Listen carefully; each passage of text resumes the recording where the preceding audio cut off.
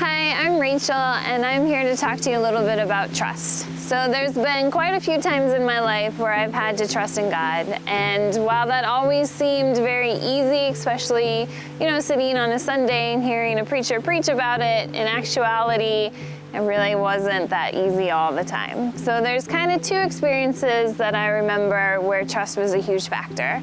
The first was moving up here to New England. We came, we interviewed, we prayed, we had really good feelings about it, but I was still really, really anxious. Moving up here, not knowing where we were gonna live. We had a house we had to sell in North Carolina. It wasn't selling very easily, and I was stressed.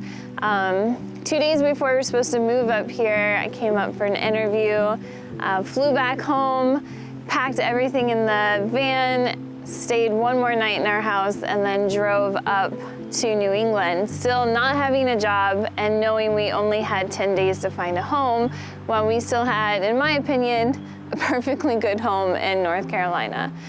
As you know, because I'm here and Brian's here, everything worked out, but that trust process was stressful and very anxious for me. Recently, though, I've started a food program over the last couple years. This is our third year, and we do book bags for students that they take home every weekend in Londonderry. And when this fell into my lap, again, I knew I was gonna have to trust in God because it's way out of my comfort zone. I don't like talking to strangers. I don't like fundraising. I just like to be at home and doing my own thing.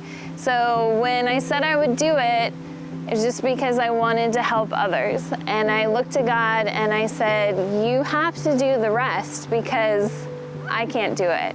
And God has blessed this program in so many ways, and it would take more than the time that Brian's allotted me to speak to tell you all about it.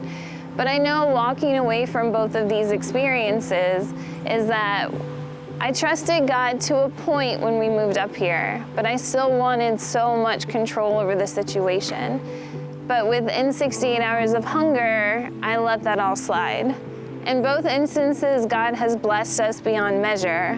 But now I've learned that I can let go of my anxiousness. And if it's something that God truly wants for my life, I can jump into the deep end of that pool and He's gonna be there.